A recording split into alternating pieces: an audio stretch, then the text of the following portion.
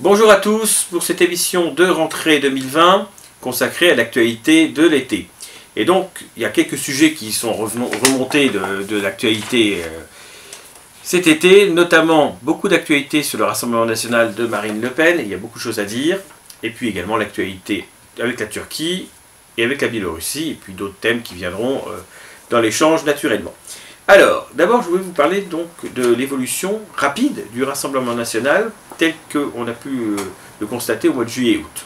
Il y a beaucoup d'actualités dans une période qui pourtant n'en a pas, consacrée à ça. Pourquoi? Parce que donc, Marine Le Pen a rédigé, ou fait rédiger, et en tout cas mis son nom, à une tribune au Figaro Vox, donc d'un journal de droite, consacrée à ce qu'elle appelle l'assimilation républicaine. Or, dans ce texte, il y a trois éléments qui sont assez surprenants et qui surprendraient les électeurs si ceux-ci en avaient connaissance. Parce que bien évidemment, cette tribune n'a pas été analysée par les journalistes, ni ceux de la presse écrite, ni ceux de la télévision. Ils n'ont pas vu qu'il y avait eu quelque chose de fondamental qui avait été commis, si on peut dire, un Rubicon, mais au sens négatif du terme, qui a été franchi, et je vais l'analyser avec vous.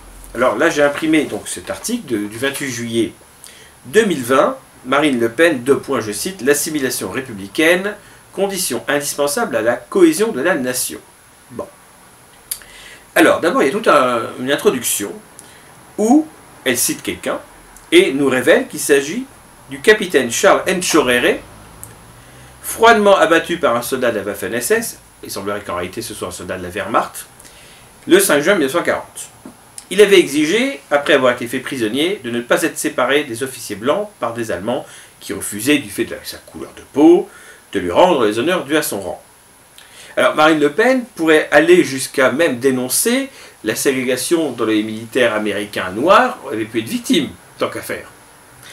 Et elle n'est pas loin de le faire à un moment donné. Que reste-t-il aujourd'hui à nous Français de l'universalisme auquel cet officier était si passionnément attaché? D'abord, je ne pense pas qu'on puisse se mettre dans la tête de quelqu'un pour savoir ce qu'il pensait de l'universalisme. Et d'autre part, en quoi est-ce qu'il est bon pour un Français de se voir comme universaliste? Après tout, si la France est une nation universelle, c'est que ce n'est plus une nation du tout. Si les valeurs de la France peuvent être partagées par le monde entier, c'est qu'il n'y a aucune spécificité. Donc, déjà, cette phrase est anti-identitaire par nature. Alors, Marine Le Pen va plus loin. Vous savez certainement que le Rassemblement national, depuis des années, a dénoncé l'immigration de masse dont les gouvernements précédents et l'Union européenne, selon elle, seraient responsables. En termes clairs, la France est en situation de submersion migratoire depuis longtemps. Que trouve-t-elle à dire par rapport à cela, alors que son parti est censé dénoncer cela et que ses électeurs votent généralement sur cette question? Eh bien, elle parle de nos millions de compatriotes d'origine maghrébine, subsaharienne, pour ne pas dire noire, asiatiques, qui ont épousé la République, donc j'aime bien le concept, et contribuent chaque jour à la cohésion et à la prospérité de la France.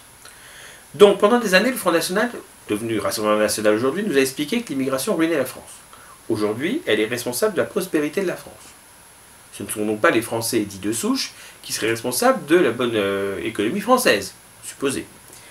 C'est impressionnant quand même. Quel retournement!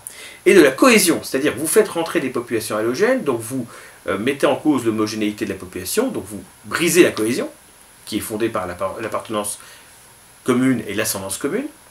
Et donc, le phénomène qui détruit la cohésion, vous qualifiez celui-là de renfort de la cohésion. On ne peut pas faire plus. Inverser. Compatriotes qui sont les premiers à subir les discriminations, la honte, les nuisances que le laxisme de la République, face au caïd, fait peser par ricochet sur l'ensemble des Français issus de l'immigration. En termes clairs, ce que dit Marine Le Pen, il pourrait être dit par Mélenchon, c'est-à-dire que l'immigration n'est pas un problème en France, le problème ce sont les caïds.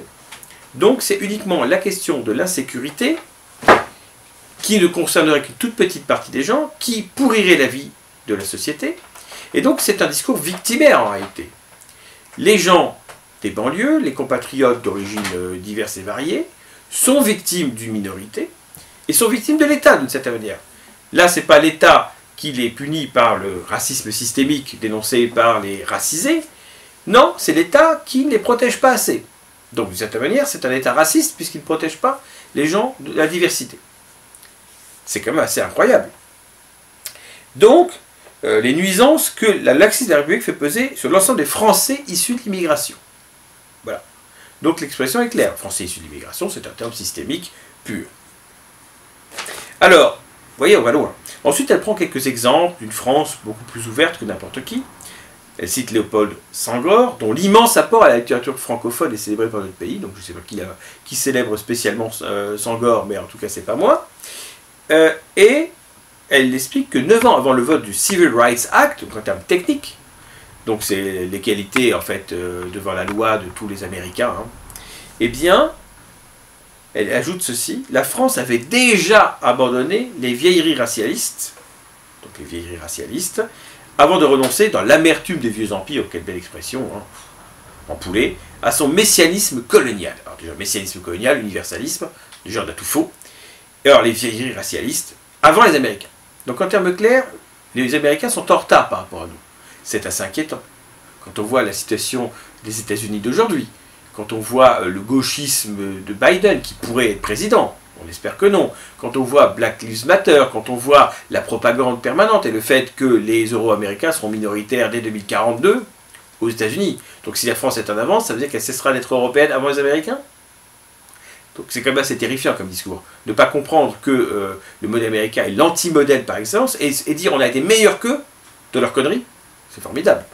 Alors elle va encore plus loin. Parce que vous savez que depuis des années, le Front National, donc devenu Rassemblement National, mais tout le monde dit Front National en fait dans les faits, eh bien, était opposé au regroupement familial et dénonçait le regroupement familial dont Giscard aurait été le principal responsable. Or, en oubliant que tous les pays d'Europe, presque à la même époque d'Europe occidentale, ont fait la même chose. Mais admettons, au moins Giscard s'est rendu compte de l'erreur et a voulu la corriger. Mais Marine Le Pen explique, comme ça, enfin, c'est celui qui a écrit que Marine Le Pen en dessous du texte duquel Marine Le Pen a mis son nom, dit ceci. Est-ce par néocolonialisme que la France a institué à partir des années 70 un droit au regroupement familial dont peu de pays, à commencer par les États-Unis, pourraient se réclamer? Quand on pose la question comme ça, c'est positif.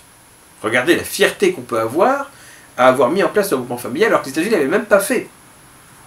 C'est ça qu'elle dit. Donc elle dit que le regroupement familial, c'est une bonne mesure. C'est clair. Alors est-ce du néocolonialisme? Oui, c'est par néocolonialisme, justement, pour répondre à cette question. Bien sûr que c'est par néocolonialisme. C'est toujours cette idée qu'on garde des liens plus forts avec les anciennes colonies, comme Asselineau et quelques autres ne cessent de le répéter partout, alors que c'est une bêtise sans nom. Vous le voyez, ces quelques extraits sont redoutables et montrent quoi? Que Marine Le Pen accepte désormais les flux migratoires passés jusqu'à son arrivée au pouvoir. Elle ne les remettra pas en question. Elle dit bien qu'ils sont tous nos compatriotes. C'est le discours soralisé de Le Pen de 2007 sur la dalle d'Argenteuil. Vous êtes des branches de l'arbre France et on ne vous laissera pas carchériser. Suite à la fameuse citation classique de Sarkozy. Et qu'est-ce que ça donnait? Le plus mauvais score électoral de Jean-Marie Le Pen de sa carrière. Bon. Et donc on a la même chose. Quelle est la différence entre le discours de Marine Le Pen et le discours d'Alain Soral? L'antisémitisme, c'est la seule différence. Mais pour le reste, la vision du monde est la même. Qui est d'ailleurs la vision du monde de Mélenchon, de Macron et de toute la classe politique. Vous noterez d'ailleurs l'obsession africaine de Marine Le Pen, ce que j'appelle l'afrotropisme. L'afrotropisme, c'est comme l'héliotrope qui se tourne vers le soleil, l'afrotrope se tourne vers l'Afrique, ou l'Africain. Vous savez que Macron est très afrotrope. Vous cherchez sur Internet un certain nombre de photos, vous en aurez la preuve. Marine Le Pen est afrotrope. Alors, son afrotropisme, soit c'est les dom-toms, c'est-à-dire l'Afrique par, comment dire, par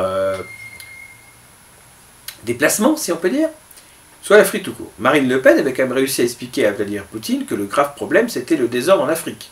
Elle soutient l'opération Barkhane au Mali, et elle trouve qu'on ne fait pas assez pour les dom-toms. D'ailleurs, elle a dit que c'était scandaleux, les dom-toms étaient les grands oubliés de la politique de Macron par rapport au Covid-19, et elle était même attiré l'attention du pouvoir sur la situation de Mayotte. Donc Mayotte, vous le savez, territoire à 99% bantou, musulman, et qui a appliqué encore la charia il n'y a pas si longtemps, et qui maintenant ne l'applique plus officiellement. Hein. Vous voyez bien ce que je veux dire. 30% de francophones sur le site Wikipédia survey américain, 30% de francophones dans un département français. Pas mal. Eh bien, c'est le territoire modèle que Marine Le Pen trouve normal de soutenir, parce qu'ils aiment la France. Moi, je crois qu'ils aiment surtout le milliard d'euros que la France leur donne. Mais bon, ça c'est moi. Vous voyez, Marine Le Pen a donc un problème d'Afrique, si on peut dire.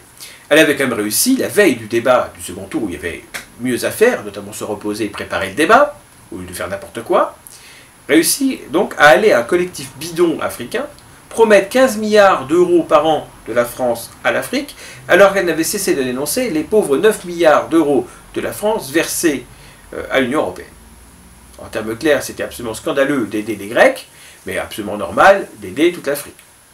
Cela dit, on constate qu'elle n'est pas la seule à dire ce genre de choses, malheureusement. Mais justement, le RN avait une spécificité qui était d'avoir un discours un peu plus identitaire. Et là, on voit que c'est un abandon. Donc, acceptation des flux migratoires, défense acharnée des résidus vestiges de l'empire colonial, que ce soit dom-tom, comme s'il y avait besoin d'une sorte de modèle de diversité en permanence pour dire que la France n'est pas comme l'Allemagne ou l'Italie, c'est-à-dire que ce n'est pas un pays européen, c'est un pays mondial, universel. Ça, c'est très grave. Acceptation de groupement familial, et mieux, considérer que c'est même une politique bienveillante dont la France doit être fière, c'est quand même assez sidérant, et vanter les troupes coloniales. Alors, vous le savez, pour ceux qui ont vu déjà mes vidéos antérieures, je suis extrêmement hostile à l'utilisation de troupes coloniales dans des guerres qui ne concernent que des Européens. Il n'y a pas plus néocolonialiste que ça, d'ailleurs. Marine Le Pen, dans cet article, dénonce le néocolonialisme, alors qu'en fait, ce n'est que du néocolonialisme. Car l'immigration extra-européenne est essentiellement liée à un flux post-colonial. Ce sont des gens qui viennent surtout de l'ancien empire colonial. Bien sûr, il y a des Afghans et autres qui essaient de venir en France pour, sans doute d'ailleurs, aller en Angleterre. Mais c'est marginal. C'est marginal. C'est évidemment, c'est symbolique. C'est plus facile de mettre le haro sur un bateau de migrants, 300 migrants qui essaient de passer la Méditerranée pour aller en Italie. Ça choque l'opinion tout de suite. Mais si ces 300 migrants sont dans un avion, qu'ils ont un titre de séjour, et qui débarquent à Roissy ou à Orly, vous voyez rien. Vous voyez, de jamais tomber dans le piège, de regarder par le petit bout de la lorgnette. On nous dit que l'Union européenne est pour l'immigration. L'Union européenne est à l'image des États membres.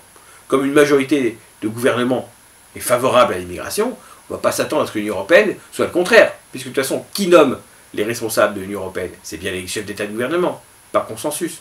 Or, la France est immigrationniste, vous voyez Macron. L'Allemagne est immigrationniste, vous voyez Merkel. Comment voulez-vous que l'Union européenne soit différente? Ce serait absurde. Maintenant, si on avait en Europe des dirigeants qui avaient plus de conviction et plus de courage, l'Union européenne serait leur image.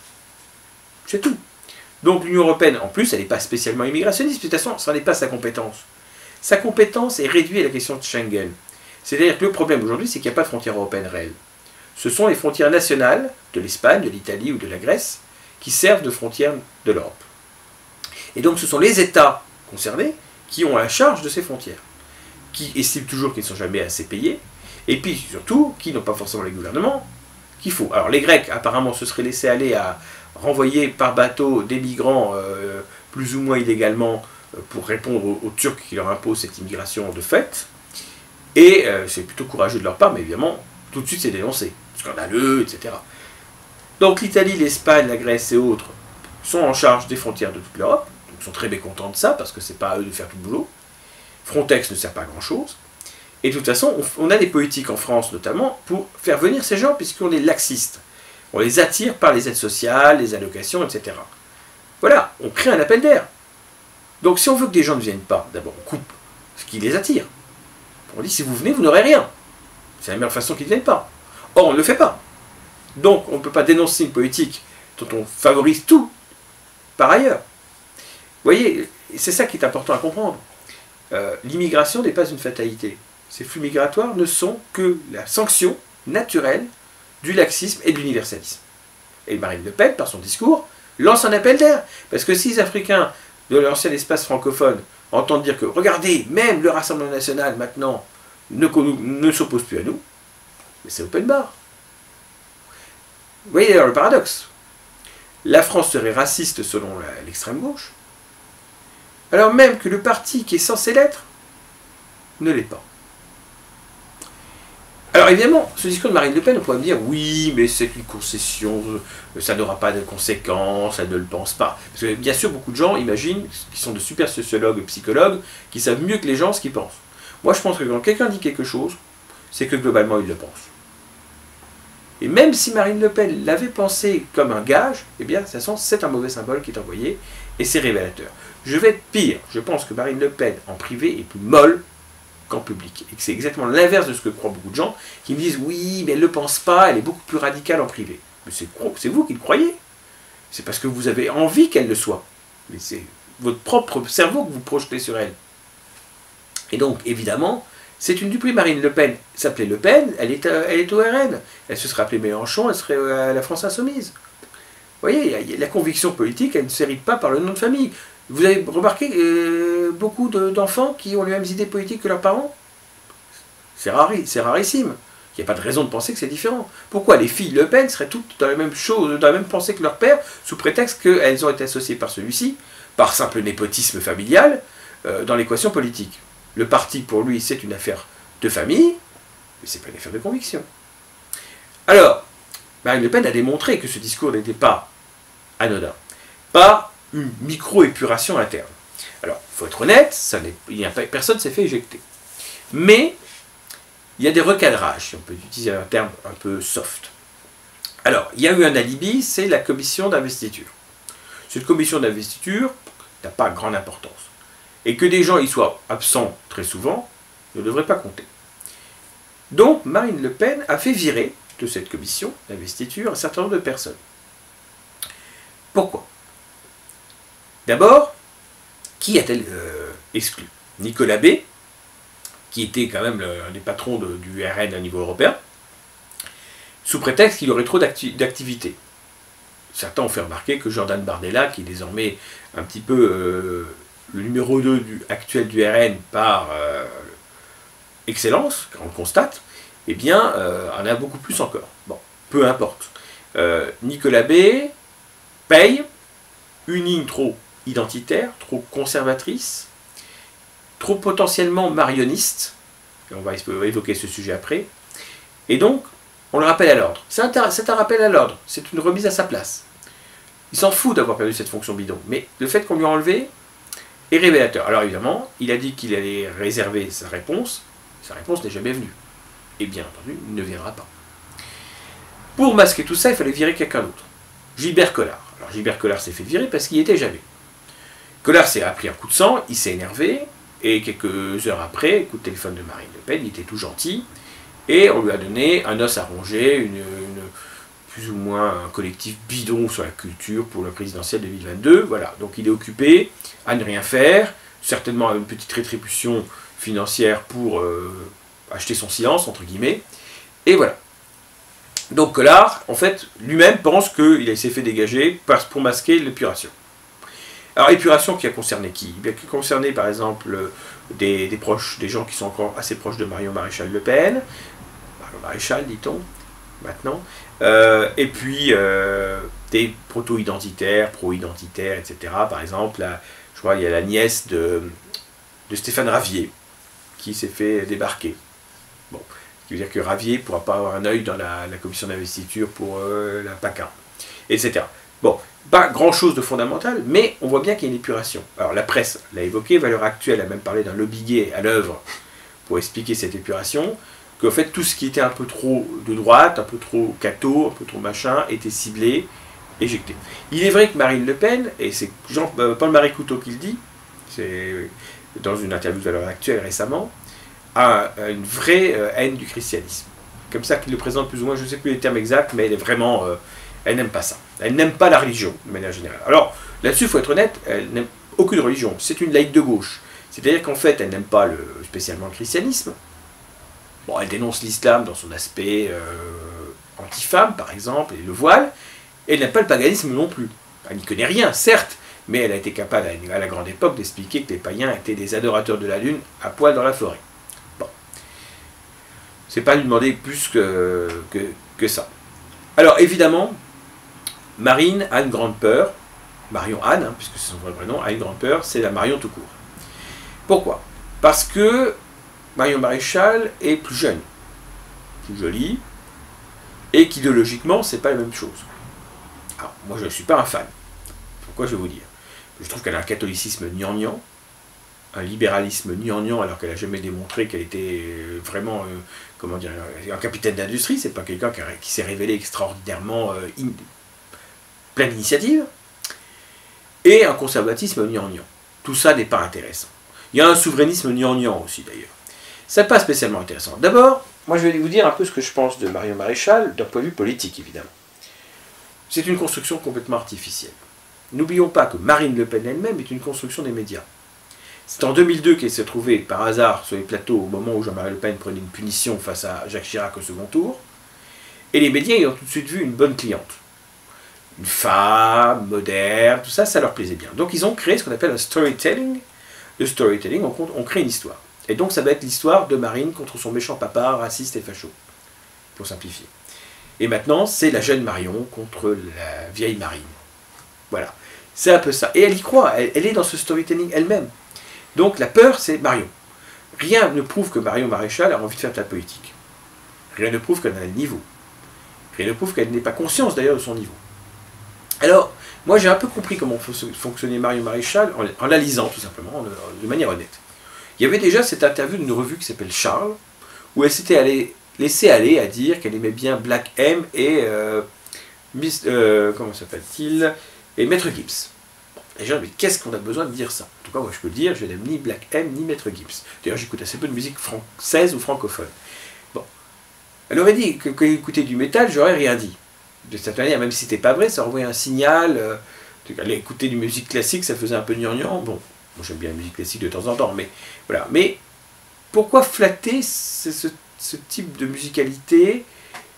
Voilà, et ça va tout à fait dans le conformisme que je dénonçais chez Marine Le Pen tout à l'heure. On se sent obligé de se donner des gages anti-racistes. Vous voyez, je suis pas raciste, j'aime le rap et j'aime les blacks qui chantent. Bon, génial. Ça, c'est un argument politique. Donc déjà, c'était pas rassurant. On pouvait dire que c'était un coup de bluff ou une provocation. Mais au moins, ça venait d'elle. Et puis, il y a quelques mois, j'ai lu dans Valeurs Actuelles, sur le site, un article extrêmement étoffé de Marion Maréchal. Une douzaine de pages, mon imprimante en devenait folle, très dense, et je commence à lire. Et je me dis, bah, c'est un universitaire qui a écrit ça. Donc très haut niveau. Alors après, je n'étais pas forcément d'accord avec ce que je disais, avec ce que je lisais. Mais très haut niveau, du concept, des termes techniques, etc.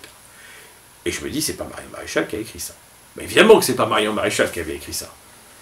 Et j'ai compris que tout était à l'avenant. C'est-à-dire qu'en fait, c'est un décorum. Un décorum, c'est-à-dire en fait, on crée une école, mais on a besoin d'un prête-nom. Alors, ça me fait marrer parce que ça me rappelle un peu les chasseurs actuellement qui ont pris comme présidente une jolie blonde qui donc est photographiée en train de chasser d'ailleurs.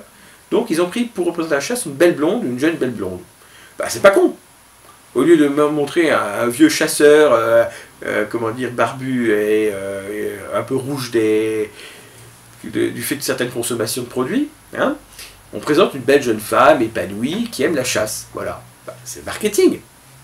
Est-ce que c'est est-ce que c'est un vrai chasseur ou c'est juste quelqu'un qui est payé pour ça? Autre débat. Peut-être l'est-elle, mais enfin, elle n'a pas été choisie et mise en avant par la Fédération de la chasse en France par hasard. Eh bien, Marion Maréchal, c'est pareil. C'est un top modèle, entre guillemets, c'est une... voilà, c'est tout simplement une image. Et derrière, il n'y a rien. Il n'y a rien.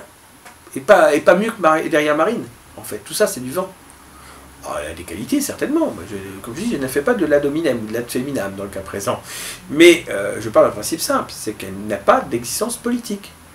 C'est simplement un prête-nom, au sens strict. Donc Marine a peur d'un prête-nom. Parce que Marine elle-même n'est finalement qu'un prête-nom. Elle ne représente qu'une affaire familiale. C'est la patronne, entre guillemets, d'ailleurs c'est comme ça que par certains, d'après ce que j'ai compris, la surnomment. Et donc la patronne... elle a eu la cuillère dorée dans la bouche. Mais comme les Lagardère et les Bolloré, hein, d'une certaine manière, c'est pareil. Hein. Il n'y a pas de plus-value, Marine.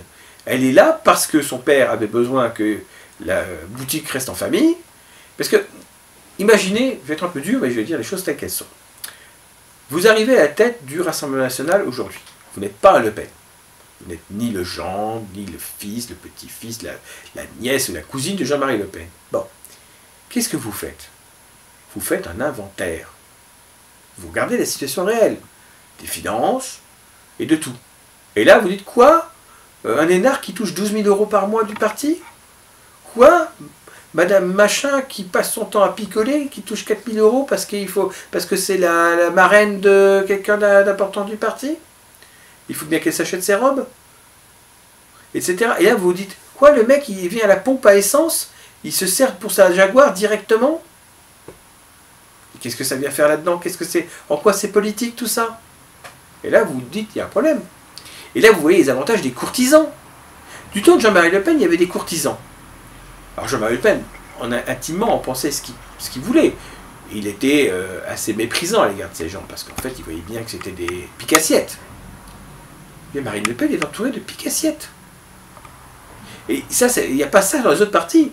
Il y a des dérives dans les autres partis, à LR, En Marche et compagnie, il y a plein de conneries. Hein. Il y a des passe-droits, hein, les proches du président, etc. Mais pas à ce point-là. Et donc, on a un parti politique qui ressemble à la cour des miracles. Et avec des gens qui sont des obligés. Alors vous avez tel avocat barbu qui n'a jamais été capable de gagner ses affaires, mais qui est toujours là à la ramener. Qui est toujours là à la ramener alors qu'il est incapable de faire la différence entre Marion Maréchal et Marine Le Pen dans un procès. Qui confond les deux. Résultat, il le perd, évidemment. Enfin, le jour où il gagnera un procès, il n'arrivera pas parce qu'il a pris sa retraite. Voilà. Bon, concrètement. Et ça, vous avez que ça. C'est-à-dire que vous avez des inaptes qui coûtent cher au parti, alors que le parti est endetté. Je rappelle c'est un parti qui est très endetté aujourd'hui, qui est empêtré dans les affaires, parce qu'il y a quand même l'affaire des assistants parlementaires au Parlement européen, qui n'est toujours pas réglée. Alors remarquez quand même que toutes ces affaires ont bizarrement ralenti. Qui a pu avoir intérêt à ce que les affaires concernant le RN ralentissent? Qui a intérêt à ce que Marine Le Pen ne soit pas inéligible en 2022? Ben, Emmanuel Macron, bien évidemment. C'est son sparring partner préféré. Sans elle, il risque de tomber face à un adversaire qui pourrait gagner. Je veux dire, même Jadot Lapin pourrait gagner face à Macron. Ce serait catastrophique, parce que... Mais de toute façon, on descend tout le temps. On a eu Hollande, on a Macron, on aura forcément pire si c'est pas Macron. Jadot me paraît pas mal comme catastrophe collective. Alors, le pire, ce serait Jadot, Marine Le Pen. Alors là, on aura un écolo élu dans un fauteuil. Marine Le Pen ne peut pas gagner, mais elle peut faire élire son adversaire. Et Macron est convaincu que c'est grâce à elle qu'il sera président, à nouveau. Donc, faut-il soutenir quelqu'un qui va faire élire celui dont on ne veut pas? En fait, le vote utile, ça serait de mettre Marine Le Pen hors jeu et de trouver un candidat de droite ou autre, pas génial, hein, mais qui pourrait gagner, qui aurait une chance au second tour. Ah non, il n'est pas dit que Marine Le Pen fasse un débat aussi lamentable en 2022 qu'en 2017. Mais enfin, c'est un risque. De toute façon, qu'est-ce qu'elle a démontré? À part se renier et renier les fondamentaux de son parti sur la question migratoire. Rendons son vote inutile. Parce que le vote pour le RN, c'était un vote anti-immigration. C'était ça qui était intéressant pour les électeurs qui avaient à cœur de lutter contre ce phénomène. Mais maintenant, ce n'est même plus le cas. Alors, elle a mis sous le boisseau la question européenne. Mais elle n'a pas résolu l'équation. Qu'est-ce qu'elle a expliqué, Marine Le Pen? Après avoir expliqué pendant des années que l'euro ruinait la France, qu'il fallait quitter l'Union européenne, sous l'influence aussi de Philippot, mais elle le pensait avant qu'il n'arrive, c'était une convergence d'idées, elle a expliqué que les Français n'avaient pas compris, ce qui est d'ailleurs méprisant vis-à-vis des Français, que c'était une question anxiogène, en termes clairs, il faudrait le faire, mais les gens ont peur, et donc on ne le dit plus. On enlève la question de l'appartenance à l'Union européenne et à la zone euro, on reste dedans. Mais on reste dedans par défaut, uniquement parce que les Français n'ont pas compris. Donc elle n'a pas changé de logiciel. Au lieu de se dire, être contre l'euro, être contre l'Union européenne, c'est de la connerie, elle reste sur ce logiciel-là. Et dès qu'elle peut enfoncer l'Union européenne, surtout quand l'Union européenne n'y est pour rien, elle ne va pas se gêner. Et qu'est-ce qu'elle a trouvé intelligent de faire récemment? Un livre noir du Covid-19. Pour expliquer que finalement, le gouvernement n'a pas fait assez chier les Français, et qu'il aurait fallu encore plus les emmerder. Qu'est-ce qu'elle proposait de mieux? 2 mois de confinement en plus? Bon, évidemment que le gouvernement français n'a pas fait ce qu'il fallait dès le départ dans cette affaire, c'est-à-dire fermer les frontières dès qu'on avait connaissance du virus en Chine. On aurait limité la casse, et on n'a rien fait de tout ça. Par idéologie, ça c'est vrai. L'ouverture des frontières est idéologique. Mais à part ça, que proposerait Marine Le Pen aujourd'hui?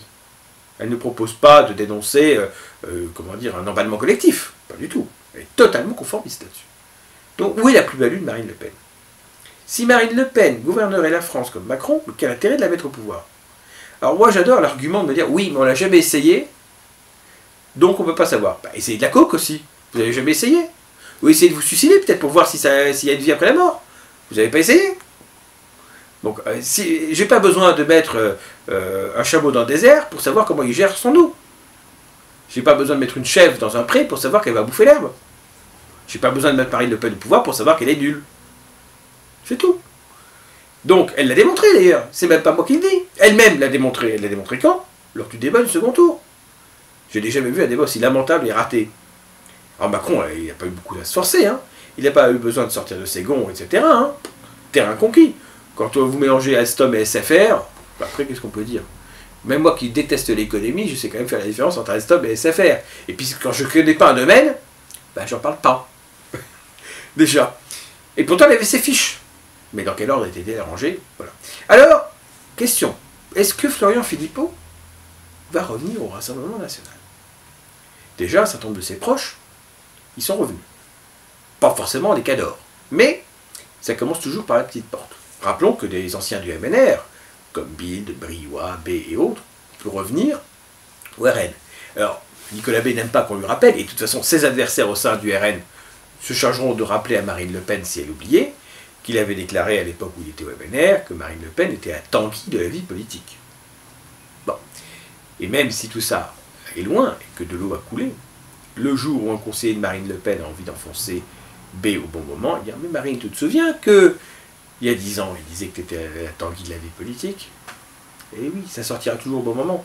Il y a toujours quelqu'un qui vous rappellera les bonnes choses. Surtout Marine Le Pen n'est pas autonome intellectuellement et politiquement. Elle a besoin de conseillers. Par exemple, Bruno Bild est un conseiller très proche de Marine Le Pen. Il est extrêmement efficace d'ailleurs en capacité de récupérer de l'information utile. Bruno Bild a un rôle important auprès de Marine Le Pen. C'est un rôle de conseil. Et c'est un rôle qu'il a depuis près de 20 ans maintenant. Donc c'est important. Je cite Bruno Bild, je peux en citer d'autres. Mais pour dire qu'il y a des gens qui ont l'oreille de la présidente. Et donc lorsqu'il y a des décisions qui sont prises, des gens qui sont marginalisés ou des gens qui sont réintégrés, c'est qu'il y a des conseillers qui ont dit que c'était une bonne idée. Qui ont dit c'est bien, il peut revenir. Alors est-ce que Philippot va revenir? Alors le problème de Philippot, c'est que pour revenir, il en a trop dit. Alors je rappelle que contrairement à ce que tout le monde dit, Philippot n'a pas été éjecté du Rassemblement national. Il a démissionné. Pourquoi? Parce qu'à un moment donné, il a été ciblé comme l'un des responsables de l'échec de Marine Le Pen en 2017. Force est de constater que ce n'est pas lui qui a fait le débat. Bon. Et Philippot, d'ailleurs, le jour du débat, disait que c'était très bien. Il a avoué après que c'était catastrophique. Bon.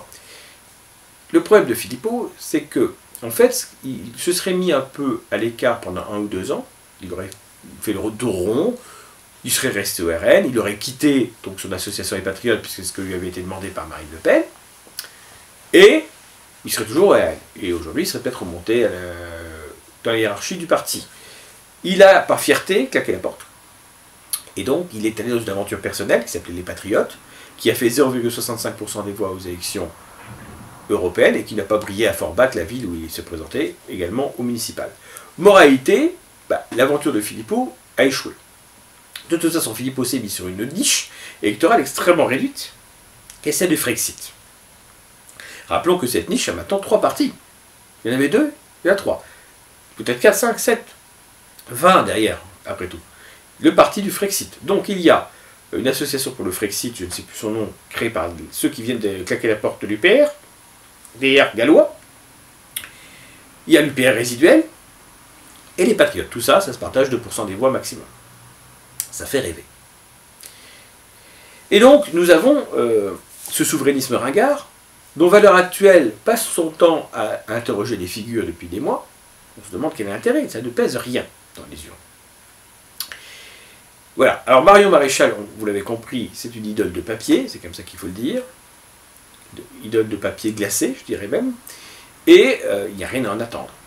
Ni en bien, ni en mal. Ce n'est rien. C'est juste un storytelling médiatique. Pour Marine Le Pen, on ne peut en attendre que la catastrophe, c'est-à-dire de toute façon, la ruine de son parti et la réélection de Macron. Le courage politique, c'est de dire ça. Maintenant, je vais m'adresser à ceux qui pensent qu'on peut faire du RN ou du FN sans le FN. Je vise sans méchanceté les partis que je vais citer. Parce que les gens qui les dirigent ont aussi des qualités humaines et politiques qui sont là. Je vais citer 2 partis. Le Parti de la France de Thomas Joly et le nouveau donc, Mouvement national démocrate de Vincent Beuquelin. Je vais dire ce que j'en pense. Indépendamment des dirigeants qui ont des qualités, j'ai souvent dit que Vauquelin, par exemple, savait bien parler, il avait des qualités intellectuelles, politiques, indéniables. J'ai toujours dit que son point faible, c'était sa ligne, et je maintiens. Croire qu'une solution nationale peut exister en dehors du RN est une illusion totale. En fait, vouloir faire du RN contre le RN, ça a toujours échoué. Ça a échoué avec Maigret, et ça échouera avec quiconque. Il faut ringardiser cette ligne. Pour la ringardiser, il ne faut pas la défendre. Il ne faut pas dire « elle a trahi cette ligne ». Il faut dire « cette ligne est une impasse ». La solution ne peut pas aujourd'hui être autre chose qu'européenne. C'est une crise de civilisation. Tous les pays d'Europe, y compris la Russie, subissent la même situation, c'est-à-dire une natalité catastrophique, des dérives libertaires gravissimes et systématiquement la question migratoire. Et on peut dire oui, mais l'Europe de l'Est c'est différent. Regardez la situation de l'Ukraine aujourd'hui. J'en reparlerai un petit peu au moment où je parlerai du Bélarus. Vous avez des gay pride à Kiev. Vous n'en avez même pas à Varsovie ou à Budapest. Vous avez un député d'origine africaine. Il n'y en a pas beaucoup dans les pays d'Europe quand même, malgré tout aujourd'hui, en Ukraine. Vous avez des nationalistes extrêmes, débiles, qui préfèrent la russophobie fanatique à la lutte pour la défense de l'identité ukrainienne. Vous avez tout ça, et en très peu de temps, en quelques années. Alors je sais que certains de nos amis croient que la solution est de fuir, s'installer en Europe de l'Est. Ça peut être séduisant comme idée. Mais moi personnellement, je dis ouvertement, le combat pour l'Europe, il doit être mené partout en Europe. À la rigueur, que vous souteniez le Parti des Européens, que vous soyez à Bucarest ou à Paris, on s'en moque, tant que vous le soutenez. Mais l'idée générale, c'est de toute façon, il n'y a pas de refuge pour l'homme européen. Le refuge, c'est la victoire. C'est tout. Et la victoire, ça se mérite et ça s'obtient. Certainement pas en faisant des concessions avec le pouvoir en place, mais sans tomber dans les travers des débiles. Je tiens d'ailleurs à réagir par rapport à un événement qui a eu lieu donc il y a quelques jours, et donc on est en temps réel par rapport à l'enregistrement de cette émission. Je veux m'adresser aux imbéciles qui pensent qu'en 2020, les questions sur la Seconde Guerre mondiale sont essentielles.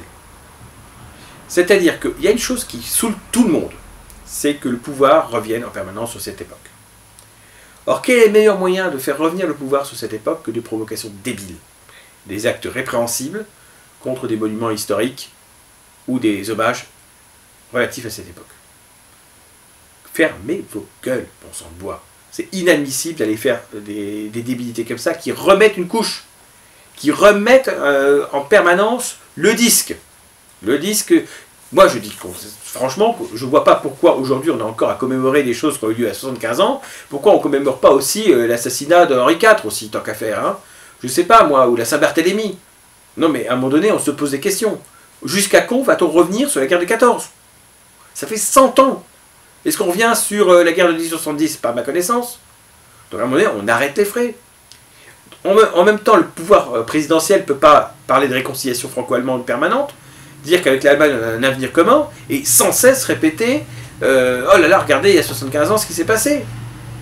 On veut passer à autre chose ou pas? On veut faire l'Europe ou pas? Vous croyez que si on voulait réconcilier par exemple les Albanais et les Serbes, il faudrait parler en permanence des crimes au Kosovo? Vous croyez que c'est ça qui permettrait de les réconcilier? Il faut arrêter ce matraquage, ce qu'on appelle l'hypermnésie, cette obsession mémorielle. Vers cette époque, on aurait dû pratiquer plutôt la damnatio memoriae des Romains, c'est-à-dire mettre le haro sur cette époque. Dire, voilà, il n'y a pas de quoi être fier d'une époque de boue et de sang comme celle de 14-18 ou 39-45. Il n'y a pas de quoi se vanter. Alors, quand on n'a pas de quoi se vanter, on ne va pas en permanence rabâcher en disant « Regardez comment on a été mauvais ». Cette culture de la repentance, d'ailleurs, fait le jeu des revendications communautaristes qu'on connaît bien. C'est parce que nous-mêmes ne sommes pas capables d'assumer notre passé, que nous en sommes prisonniers, et en étant prisonniers du passé, on tue l'avenir. C'est au nom de ce passé qu'on ne veut pas faire passer qu'on est en train de détruire la civilisation européenne. Moi, je veux que la civilisation européenne renaisse. Je me fous de ce qui s'est passé il y a ça 80 ans. Voilà, donc personne ne devrait s'intéresser à ce qui s'est passé il y a 80 ans, ni positivement ni négativement. C'est des choses qui relèvent de l'histoire, donc vous pouvez le trouver dans les ouvrages, et ça doit rester dans des ouvrages d'histoire. Point.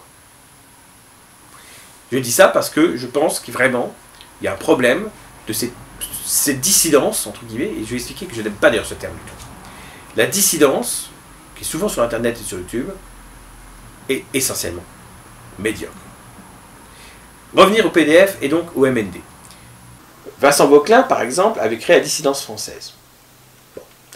Il a pris conscience que cette position n'était pas tenable politiquement. Il a fait le choix, courageux, de mettre fin à une structure sur laquelle il avait investi, pour en créer une nouvelle, qu'il a appelée le mouvement national-démocrate, avec le compas comme symbole. D'abord, le nom ne va pas. Je le dis honnêtement, national-démocrate, c'est comme la NPD en Allemagne, donc c'est un nom extrêmement péjoratif. Alors évidemment, ça donnera les NASDEM ou quelque chose comme ça. Voilà. Donc c'est exactement pas ce qu'il faut. Tout ce qui est avec le mot national, de toute façon, aujourd'hui, est pollué. Déjà, en commençant par le Rassemblement national. Ensuite, la question de la nation aujourd'hui. Qu'est-ce qui fait partie de la nation, qu'est-ce qui n'en fait pas partie? Bien sûr, Vauquelin a un discours beaucoup plus identitaire et ethniciste que le RN, c'est évident. Mais là aussi, c'est compliqué. La nationalité française n'a plus aucune valeur. Si vous restez dans le cadre de la nationalité française, vous êtes perdu. Vous êtes perdant, par définition. C'est pour ça que Jean-Yves Le Gallou a d'ailleurs renoncé à la préférence nationale pour proposer la préférence de civilisation. Moi, je propose l'exclusivité européenne, c'est beaucoup plus efficace. Mais voilà. Donc, le problème de Vincent Vauquelin, c'est que sa ligne, c'est RN compatible. Et le PDF de Thomas Joly, c'est uniquement les exclus du RN. C'est le FN de Jean-Marie Le Pen des années 80. Sans aucune des leçons apprises de l'échec de ce FN. En fait, le drame de Thomas Joly, Karl Lang et les autres, c'est qu'ils ont eu 10 ans de retard. C'est en 98, au moment où Maigret et Le Gallou sont partis du front, qu'il fallait les soutenir. Eh bien, ils n'ont jamais fait le procès de Jean-Marie Le Pen.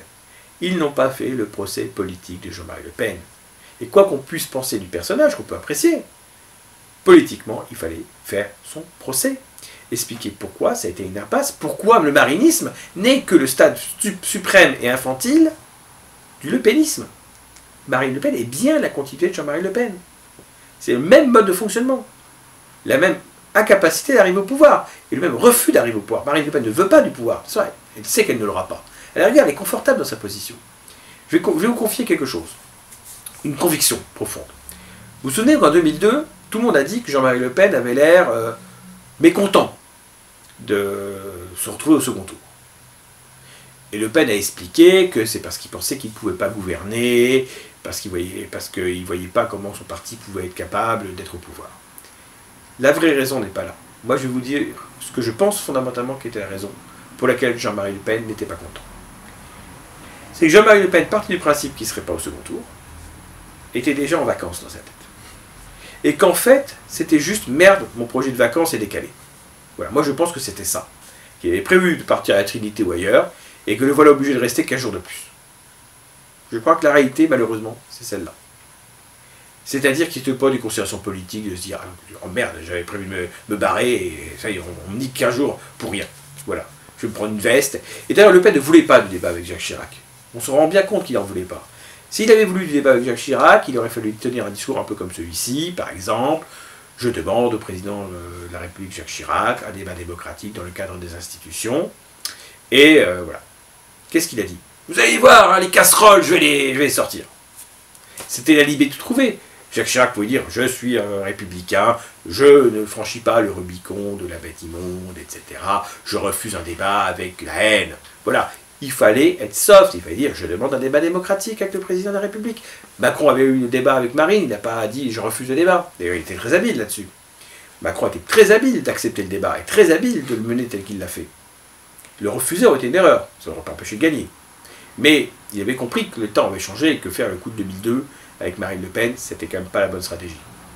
Ça n'a empêché qu'il a réussi à la piéger en laissant entendre qu'il pourrait quitter le débat devant les Français si elle attaquait trop. Piège évident qui a amené Marine Le Pen à l'attaquer fortement, s'imaginant que c'était un enfant qui allait quitter la table. Alors c'est assez drôle, c'est qu'elle avait fait appel à des pseudo-psychologues ou psychiatres de politique qui lui avaient expliqué tout un profil psychologique de Macron, etc. Et donc elle était partie de l'idée que Macron était faible sur tel ou tel plan personnel, etc. Peut-être l'est-il, mais il a su faire ce qu'il fallait. Il a travaillé déjà. C'est une chose très importante que Marine Le Pen devrait apprendre à travailler. Et travailler, ça veut dire quoi? Ça veut dire qu'une semaine avant le débat, il s'est foutu la paix. Il a arrêté de faire campagne. Il s'est reposé, il a pris conseil, il a travaillé, il a analysé. Et il était frais le jour du débat. Elle ne l'était pas. Lui l'était. Elle n'était pas seulement parce qu'elle déconnait, qu'elle a peut-être bu du champagne et compagnie, mais parce que d'abord, elle était fatiguée, épuisée par une campagne de départ. Ça se gère une campagne, on se maîtrise. Et le collectif bidon africain de la veille, quel était l'intérêt? Se fatiguer de la veille d'un débat. Tu te fous la paix, tu prends une journée, tu vas te balader, j'en sais rien, tu évacues ton cerveau. Et tu te prépares surtout, tu te dis qu'est-ce que tu veux dire? Je veux dire ça, je veux dire ça, je vais attaquer sur ça, ça, ça. Le matin du débat, elle disait à ses collaborateurs qu'ils étaient tous nuls. C'est tout ce qu'elle a su faire. Donc là-dessus, le Rassemblement national, il faut arrêter de s'illusionner. Non seulement Marine Le Pen n'est pas la solution, mais il n'y a pas de solution alternative à Marine Le Pen au RN. C'est un parti familial, vous n'aurez pas un non Le Pen à sa tête. Et comment voulez-vous avoir un vrai leader d'un parti qui coupe toutes les têtes qui dépassent? Le problème est là, c'est que vous avez un parti de courtisans. Les gens forts ne peuvent pas rester au RN. Soit ils y restent temporairement pour avoir un poste de député européen, un petit salaire, machin, mais de toute façon, ils ne resteront pas. Vous ne pouvez pas être quelqu'un de brillant aujourd'hui et rester au RN. Vous n'aurez pas d'ascension dans ce parti. Parce qu'il faut lécher les bottes. Et ça, c'est typique du système en fait en place. Au lieu de valoriser le talent, on valorise la soumission. Et c'est vrai à l'ENA, c'est vrai dans tous les concours, et c'est vrai pour les ministres. Regardez le Premier ministre qui a été choisi. Pourquoi croyez-vous qu'Emmanuel Macron a choisi M. Castex comme Premier ministre aujourd'hui? Parce que même Édouard Philippe lui faisait de l'ombre. Et un président de la République n'aime pas qu'on lui fasse de l'ombre. Donc il ne s'est pas dit, je veux un Premier ministre efficace pour mener une bonne politique. Il s'est dit, je veux un Premier ministre obéissant et peu charismatique pour qu'il ne me fasse pas d'ombre. Où est l'intérêt de la France là-dedans? Nulle part. Vous voyez, ben c'est la même logique. Marine Le Pen, à son échelle, ne valorise pas la méritocratie. Pourquoi voulez-vous qu'au pouvoir, elle favorise la méritocratie? Alors même que de toute façon, elle n'arrive pas à avoir de profession libérale. Elle n'arrive pas à avoir de médecins, d'avocats, de professeurs d'université, ou très peu, de chercheurs, de gens du showbiz, même si ça vaut ce que ça vaut. Est-ce que vous connaissez aujourd'hui beaucoup de célébrités médiatiques qui disent qu'elles soutiennent Marine Le Pen? J'en connais pas. Où est l'efficacité de sa dédiabolisation? Jean-Marie Le Pen, évidemment, personne ne pouvait imaginer dire qu'il était ami avec. Quand Alain Delon et quelques autres qui étaient des vrais amis de Jean-Marie Le Pen parlaient de lui, ils étaient prudents. Mais elle n'a rien obtenu. Quelles sont les célébrités qui soutiennent Marine Le Pen aujourd'hui? J'en connais pas. Sa dédiabolisation est donc un échec total. Il fallait dédramatiser, et pas dédiaboliser. Dédramatiser, ça veut dire qu'on reste fondamentalement sur ses positions, mais on explique, écoutez, si un migrant, lorsqu'il monte dans l'avion, arrive en France, c'est pas grave. Si le migrant monte dans l'avion dans l'autre sens, quelle est la différence? Où est le problème? Un migrant aurait donc tout le droit de venir en Europe, mais repartir d'Afrique, par contre, ça serait scandaleux. En quoi le départ dans un sens et le retour dans l'autre seraient illégaux? De quoi prive-t-on le migrant? Ah bah oui, on prive le migrant des avantages de la France. Voilà. Donc, là aussi, pareil, il fallait dédramatiser, expliquer qu'il n'était pas question de jeter les gens n'importe comment, qu'il n'était pas question de faire des politiques menaçant la vie des personnes, quoi que ce soit. Expliquer simplement qu'on est légitime dans un pays pour dire qui est légitime dessus et qui ne l'est pas, et que celui qui n'est pas légitime sur un territoire a vocation à le quitter. Il n'y a que ça à dire. Vous n'êtes pas légitime sur le territoire, nous n'avons pas demandé votre venue, les Français n'en voulaient pas, nous vous invitons cordialement à repartir chez vous. Ou de toute façon, vous serez mieux, parce qu'on n'est jamais mieux que sur la terre de ses ancêtres. Tout ça, elle aurait pu le dire. Au lieu de dire, vous êtes Français comme nous. Non. C'est colonial d'ailleurs de dire ça. Vous êtes Français comme nous, comme on disait l'Algérie française avant 62. Non. Assumez qui vous êtes. Nous, on propose l'assomption identitaire. Assumez ce que l'on est là où ça a du sens. Et assumez tout ce qu'on est. Si on est né homme ou femme, si on est né européen ou africain, eh bien on doit en être fier. Il n'y a pas à en avoir honte. Il faut juste l'assumer. Assumer qui on est. Et là, ça a du sens, tout simplement. Voilà ce que je voulais dire sur le Rassemblement national. J'aurais pu dire beaucoup d'autres choses dessus. En tout cas, c'est plus la peine de miser dessus pour ceux qui y croient encore. Laissez tomber. Elle fera réélire Macron. On n'a pas besoin de faire réélire Macron ainsi. Laissons l'espoir d'une alternative réelle demain. Ce parti empêche l'émergence d'une force identitaire intelligente. Il bloque les électeurs dans une voie de garage par un principe de vote utile qui est devenu un vote inutile et même un vote nocif, puisque c'est un vote pour la réélection de Macron. Le vote utile aujourd'hui, c'est de ne pas voter pour ces partis-là. Le vote utile aujourd'hui, c'est de préparer le Parti des Européens à être candidat en 2024 aux élections européennes pour qu'il y ait une vraie ligne identitaire européenne qui émerge et qui puisse creuser l'écart. Laissons le RN vivoter et s'éteindre tout seul. Sa vocation aujourd'hui n'est que de disparaître, puisque plus il restera, plus il pourrira le système, il pourrira la situation. Parce que concrètement, est-ce que vous avez l'impression que le RN a fait limiter l'immigration depuis qu'il existe? Est-ce que vous pensez que le Front National depuis 1972 a abouti à limiter l'immigration? Ou est-ce que vous ne pensez pas que la droite aurait été plus courageuse si elle n'avait pas eu le RN dans les pattes? C'est une question qui mérite d'être posée. Alors maintenant on va parler un peu de politique européenne, parce qu'on a beaucoup parlé du RN, et je considère aujourd'hui qu'on a fait un peu le tour du sujet, j'en ai parlé suffisamment, y compris sur les audios Telegram, pour que les gens aient une idée de ce qu'il faille en penser. Il y aura toujours de l'actualité nouvelle à ce sujet, mais voyez qu'il n'y a pas d'espoir à avoir sur ce parti, ni avec Marine, ni avec Marion, ni avec qui que ce soit. Il faut faire le deuil de ce parti. Pour ceux, en tout cas, qui s'y reconnaissent dedans, ce qui, évidemment, n'est pas mon cas. Alors, on va parler de la Turquie. Alors, la Turquie, c'est une actualité en tant que telle. Ça fait des mois que Recep Erdogan, le dirigeant turc, président turc, donc, provoque les Européens. Des mois. Alors, il nous tient comment? Il nous tient par ces migrants, qui seraient plusieurs millions, qui sont donc maintenus dans les camps de fortune en Turquie. Après tout, aujourd'hui la guerre en Syrie est plus ou moins finie. Rien n'empêcherait Erdogan, qui n'est pas spécialement un démocrate ami des droits de l'homme, d'expulser ces Syriens vers la Syrie. Ben oui, la Syrie n'est plus en guerre, qu'ils aillent réparer leur pays maintenant. Il n'y a plus de raison qu'ils soient réfugiés. Bon, ni en Europe, ni en Turquie. Mais il s'en sert comme moyen. Et récemment, il y a quelques mois, Erdogan a balancé quasiment les migrants aux frontières de la Grèce. Il les a envoyés comme ça, mobilisés avec des taxis, machin, il les a balancés. Comme si on jetait, des déchets chez un voisin. Là, j'ai des fûts nucléaires, hop, je te les balance. Et donc ça, c'est une attaque profonde aux frontières grecques. Et les frontières grecques sont menacées aujourd'hui systématiquement maintenant par la Turquie, soit par cette affaire de migrants, soit maintenant par des bateaux qui viennent explorer dans les eaux maritimes grecques des puits de pétrole, ou en tout cas des zones pétrolifères.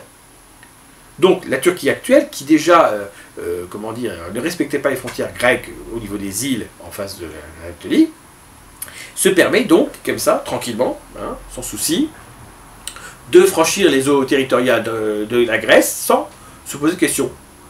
Et là, les Grecs ne sont pas contents. Les Grecs font savoir que c'est une atteinte grave à leurs frontières, ils veulent la faire respecter, et Erdogan trouve tout à fait normal que de le faire pourtant. Alors la France a eu quelques problèmes avec Erdogan, à propos d'un bateau qui était confronté à un bateau turc, et donc la France, pour une fois Macron a été un petit peu courageux, il faut dire, il a envoyé quelques bateaux, symboliques certes, pour soutenir les Grecs. Il est le seul à l'avoir fait. Ce qui est assez terrifiant, c'est-à-dire quoi qu'on pense de Macron, Macron a fait un geste. Où est le geste de Mme Merkel? Elle a juste prôné une désescalade. Voilà. Alors, la politique turque commence à être problématique. Ils ont agi en Syrie, on a vu ce qui s'est passé, en Libye. Ils ont signé un partenariat militaire sous l'influence américaine avec l'Albanie. Donc là, malheureusement, les Albanais n'ont pas été consultés, mais l'Albanie va donc s'approvisionner en matériel militaire avec la Turquie. Donc il y a une alliance avec la Turquie, pas malin du tout. Les Albanais, de base, n'ont évidemment pas eu leur mot à dire, mais c'est pas une bonne chose. Moi qui défends l'Albanie, comme vous le savez depuis longtemps, c'est un argument qui m'a été opposé en me disant, regardez, l'Albanie, vous dites qu'elle n'est pas si musulmane que ça, ce qui est vrai, et elle fait une alliance militaire avec la Turquie. Et à force de constater que c'était quand même pas le coup du siècle. Erdogan fait du néo-ottomanisme, c'est clair. D'ailleurs, il veut effacer tout l'héritage de Mustafa Kemal. On me dit Mustafa Kemal n'était pas anti-islam et il était nationaliste. C'est pas vrai. Il était fondamentalement hostile à l'islam, mais simplement il le prenait comme la religion nationale du pays. Donc il voulait en enlever les aspects qui l'énervaient le plus. Mais évidemment, il n'allait pas faire une guerre contre la religion majoritaire des gens, ça n'avait pas de sens. Et de la même façon, Mohamed Reza Pahlavi en Iran était fan du zoroastrisme et des choses comme ça, n'empêche qu'il n'allait pas aller directement contre la religion des gens. Il faut des siècles pour ça. Voilà. Et en conséquence de quoi, donc, Erdogan voudrait quasiment rétablir le califat que Mustafa Kemal avait aboli. Pourquoi? Parce que le califat, ça veut dire la tutelle sur les lieux saints, donc sur la Mecque et Médine, et ça veut dire que la Turquie est le bras armé de l'islam politique dans le monde.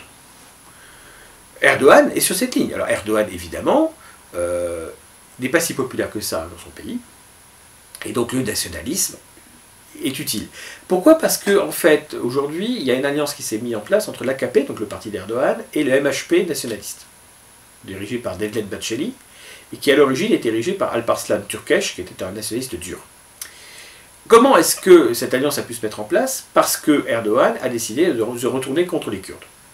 Alors qu'il avait promu au départ un processus de pacification du Kurdistan, il a désormais repris les stratégies de nationalistes, donc anti-kurdes. Et il l'a montré également en Irak, en Syrie. Donc ça, c'est quand même important de comprendre. Donc Erdogan, actuellement, menace les frontières turques.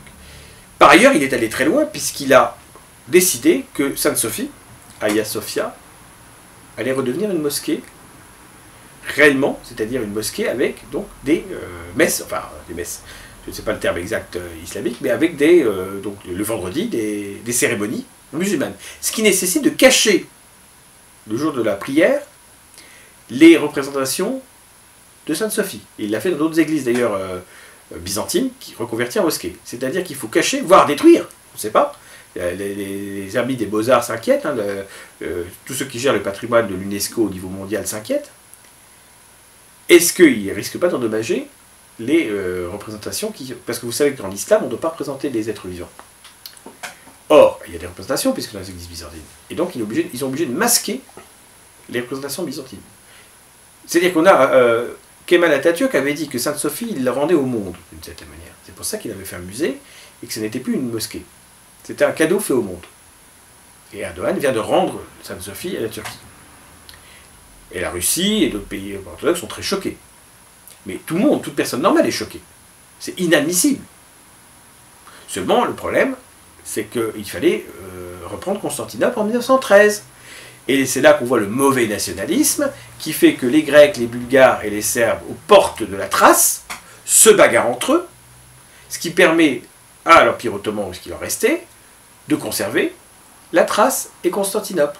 Alors qu'en fait, ils pouvaient, s'ils se débrouillaient bien, aller jusqu'à libérer Constantinople. Et là, la question ne se poserait pas de savoir si Sainte Sophie devait être reconvertie en mosquée, la question de savoir s'il fallait que Sainte Sophie soit reconvertie en église. Voilà, avec des minarets qui auraient pu être détruits ou simplement désactivés, je ne sais pas, débranchés, et Sainte Sophie rendue à la chrétienté. Ou à la pagano-chrétienté. D'ailleurs, en parlant de Sainte Sophie, ça veut dire Sainte Sagesse aussi, et il est tout à fait vraisemblable que cette église chrétienne ait été construite sur un sanctuaire d'Athéna, déesse de la sagesse, même s'il semblerait qu'elle ait été aussi construite sur un sanctuaire d'Apollon et d'Artémis. Mais les sanctuaires pouvaient être à plusieurs dieux. Donc il est certain que Sainte Sophie, pour moi, c'est Athéna. Donc d'une certaine manière, en tant qu'Européen païen, amateur de la culture antique grecque, on a affaire à un lieu sacré de la civilisation européenne, de toute façon. Et c'est un peu triste qu'un lieu dédié à la sagesse soit le réceptacle de l'obscurantisme par excellence. Parce que finalement, disons bien les choses, c'est l'obscurantisme qui gagne. Donc il faudrait répondre à Erdogan, et pas seulement symboliquement. Seule une Europe unie, qui serait intelligente avec la Russie notamment, pourrait changer les choses. Je crois qu'effectivement, seule la Russie pourrait calmer un peu Erdogan actuellement. Alors pourquoi la Russie le ferait? Pour les beaux yeux de l'Union européenne qui lui applique des sanctions économiques exigées par les États-Unis. Il n'a pas raison. Il faut qu'on fasse des concessions à Poutine pour obtenir des choses de lui. Il faut un accord honnête. On ne peut pas dire à Poutine, t'es un dictateur, on te crache dessus, etc. Et puis ensuite dire, on a besoin de toi. Pourtant, on a besoin de lui, sur un autre sujet. Et on va l'évoquer après. Donc la Turquie d'Erdogan est arrogante. Moi, je l'appelle l'arrogant Erdogan. Ou Erdogan, si on peut dire pour faire la rime. Et je trouve effectivement que là-dessus, la réponse européenne est nulle.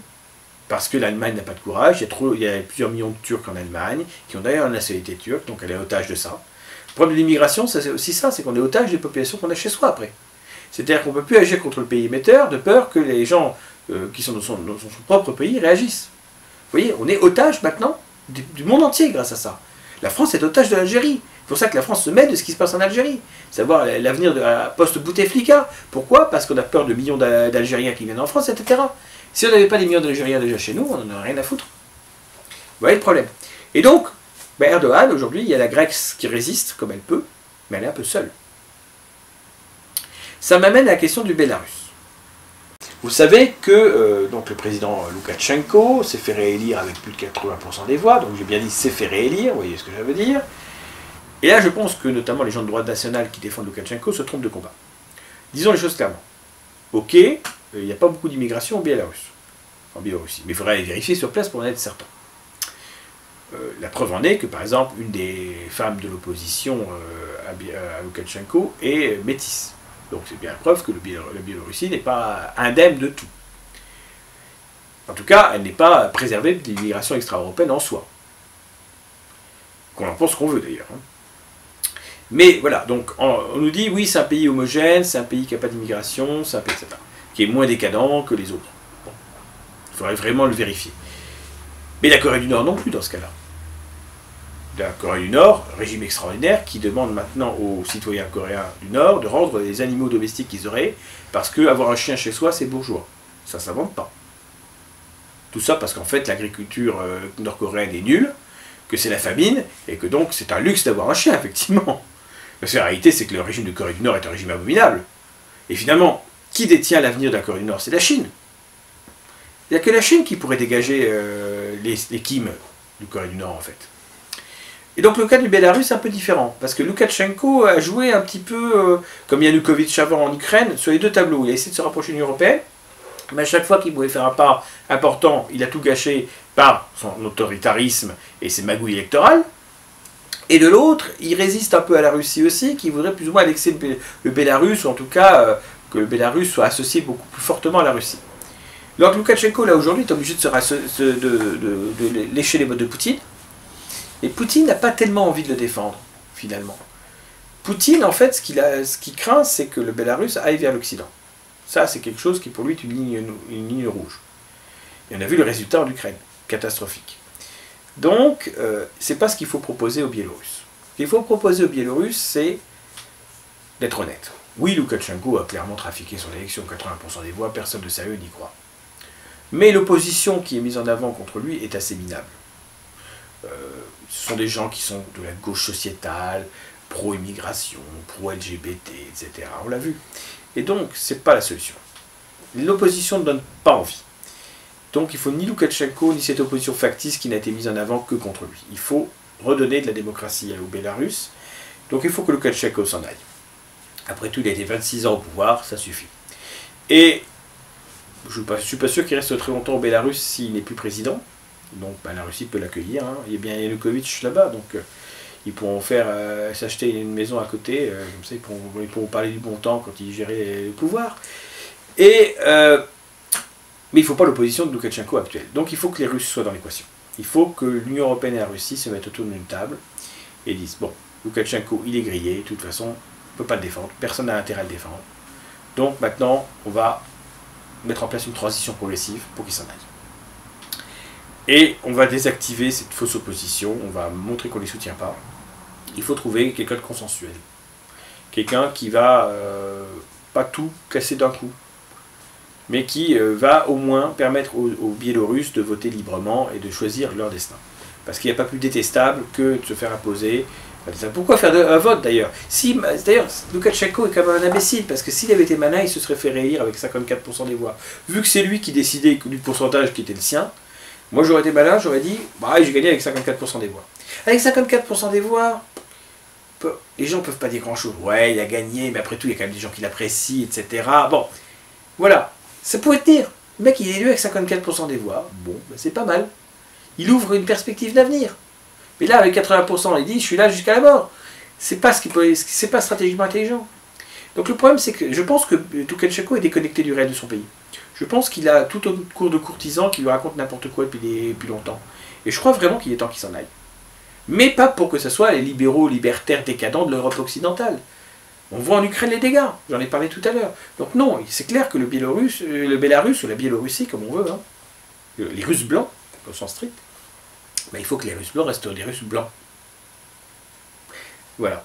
Et donc c'est pas avec la société libertaire occidentale que ça marchera. Après, la Pologne ou la Lituanie font n'importe quoi, leur russophobie les aveugle complètement, leur soumission à l'Amérique les aveugle complètement. Et voilà un petit peu la situation du Biélorusse. Donc là encore, la dissidence soutenant Loukachenko se trompe encore de combat. Alors je voulais parler de cette dissidence, pourquoi? J'ai commencé avec Joly et Vauquelin, mais à la rigueur, eux-mêmes ne font pas partie véritablement de cette dissidence. Ils ont rompu avec, et ils ont eu raison. Conversano, de la même façon, a rompu également à sa façon avec cette dissidence en faisant du contenu réellement intéressant. Il y a une démarche métapolitique et politique réelle. Rochedi a aussi ses propres initiatives. Ce sont des gens qui sont sortis de cette extrême droite ringarde et comment dire, et vieillissante pour faire autre chose, pour faire du contenu, pour changer de ligne. Donc ils ne sont plus des dissidents. Les dissidents, finalement, c'est qui? Ce sont les provocateurs qui ne cherchent que les condamnations au tribunal. Exemple, Henri de Lesquen. Exemple implicite, Boris Lelay, qui maintenant s'en fout complètement de toute façon de toutes les poursuites qu'il peut avoir, parce que vu qu'il est loin de tout, il peut faire ce qu'il veut. Ce qui n'empêche pas qu'il est quand même prudent et qu'il évite de se mettre en avant avec son nom, là où il y a des provocations. Ce qui prouve que même lui, alors qu'il ne risque pas grand-chose aujourd'hui, est quand même beaucoup plus prudent. Donc Lesquen a ses provocations, Soral et ses provocations, etc. Alors évidemment, on voit bien que il y a une sorte de système qui se crée. C'est-à-dire Soral fait une vidéo, fait des grosses provocations vidéo, et qu'est-ce que ça amène derrière? La justice qui s'en mêle, qui l'arrête, qui le met en garde à vue, il l'arrête chez lui, etc. Franchement, est-ce que c'était pas lui faire de la pub? Est-ce que c'est intelligent? Parce que le mec raconte n'importe quoi, de le mettre en prison? D'ailleurs, la juge l'a relâché, il est sorti de garde à vue, il n'a pas été mis en préventive, alors que certains exigeaient la préventive, parce qu'elle s'est bien rendu compte quand même que c'était catastrophique. C'était un abus de tout. Donc, on peut détester le personnage de Soral, détester les idées qu'il professe, détester cette provocation constante, exciter le système de manière stérile. Mais, on ne peut pas cautionner n'importe quoi non plus. Donc, pour en finir avec cette dissidence, je voulais opposer un autre concept. C'est que je considère que les gens comme moi, par exemple, nous ne sommes pas des dissidents. D'ailleurs, je suis toujours agacé par la lecture de la fiche Wikidissidence me concernant, qui me pose problème en soi. Je vais dire pourquoi. Parce que je n'aime pas cette logique de fichage qui ne sert finalement que nos adversaires. Qu'est-ce qu'on a besoin de savoir, ce que j'ai fait comme étude, etc. Passons. De toute façon, je ne cache pas grand-chose en tant que politique publique avec mon vrai nom. Mais voilà, j'ai trouvé que c'est bon de compartimenter sa vie sur certains de nos sujets. Par exemple, on peut parler de son travail, des choses comme ça. Et j'étais assez énervé de constater que ce choix qui était mien et qui était propre n'a pas été respecté. Parce que des informations mal sécurisées ont pu être balancées. Donc elles sont publiques maintenant, de fait. Ce n'est pas forcément mon choix. D'une certaine manière, elles peuvent m'arranger. Parce que ça peut faire comprendre à un certain nombre d'individus aussi qu'il ne faut pas trop me chercher. Mais voilà, je trouve que c'est pas correct de nous faire une sorte de voici image du monde de la dissidence. Moi, je ne suis pas un dissident. D'ailleurs, je n'ai pas de relation, puisque la fiche en question parle de relation avec Henri de Lesquen, etc. Je n'ai pas de relation avec ces gens, parce qu'on ne peut pas parler de relation, alors que c'est l'expression d'une hostilité de principe à ce qu'ils sont et à ce qu'ils font. Donc, je n'ai pas de relation avec ces gens-là, c'est clair. Par contre, ils peuvent m'attaquer, oui. Donc, je ne me gênerai pas pour leur répondre. Mais on ne peut pas dire relation avec quelqu'un quand c'est une relation d'hostilité ou de désaccord. Alors ça serait désaccord avec et pas relation avec. Bon. Alors ce qui est sûr, c'est que moi j'en ai marre de la provocation stérile. D'abord ça renforce le système en place. J'en parlais pour les actions de malveillance contre des monuments commémoratifs, en disant que c'était des choses absolument imbéciles et qui renforçaient le système en place. C'est exactement la même chose pour les mots. Provoquer stérilement, alors qu'on sait qu'il y a des lois qui sont en place, et finalement jouer les victimes derrière, parce qu'il y a une culture du martyrat dans cette culture de dissidence. Je dis la vérité parce qu'on me condamne. Non, on te condamne parce qu'il y a des lois, on peut contester l'existence de ces lois, mais ces lois existent, et tu sais que tu les enfreins. Lorsque Soral tire certains propos, qu'il ne me fasse pas croire qu'il ne sait pas que derrière, il y aura des conséquences. Toutes ces vidéos sont évidemment scrutées de près par ses adversaires, qui cherchent évidemment l'occasion de le prendre en défaut. Et ils n'ont pas besoin de beaucoup se forcer. Il le sait. Donc lorsqu'il parle d'une liste de gens d'une même origine confessionnelle, on va dire, il sait très bien qu'il va y avoir des poursuites derrière. Il le sait. Quel est l'intérêt? En plus, c'est même pas pertinent. Et quel est l'intérêt de faire ça? Eh bien, le buzz à tout prix. Exister par le martyrat. On me punit, on me sanctionne, je dis donc la vérité, j'ai raison. Donc il faut oublier tout le monde des trolls, qui en plus n'ont aucune reconnaissance envers personne. On a découvert récemment que Teddy Boy RSA s'est laissé aller avec un certain Amalek, qui est désormais un ennemi personnel, non seulement de Conversano, mais de moi, puisqu'il m'a diffamé publiquement à plusieurs reprises. Donc, lui donne la parole douce et parle de Satan, etc. C'est-à-dire que là, Teddy Boy RSA, que je n'ai jamais trouvé très drôle ni pertinent, révèle son opportunisme.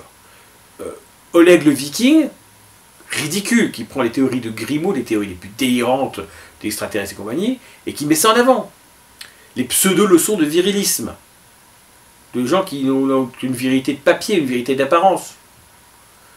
Voilà. Le livre de Nietzsche sur Rochedi, ça, c'est un livre utile pour mettre quelque chose dans le cerveau des gens.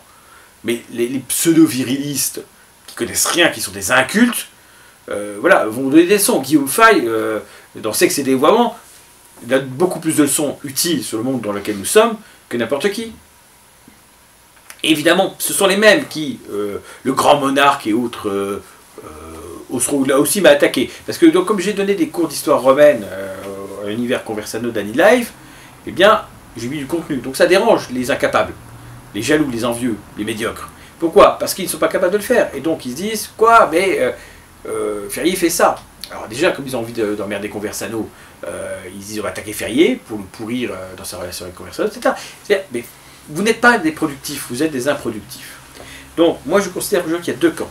Il y a le camp des dissidents de papier, qui sont des guignols, et il y a le camp des éclaireurs. Et je considère que des gens comme moi, maintenant, nous faisons partie d'un camp qui s'appelle le camp des éclaireurs. Que nous sommes là pour baliser le terrain avec les lumières qu'il faut pour que l'avion Europe atterrisse au bon endroit. Nous devons éclairer nos concitoyens, les libérer de l'emprise de la doctrine systémique. C'est pas être un dissident.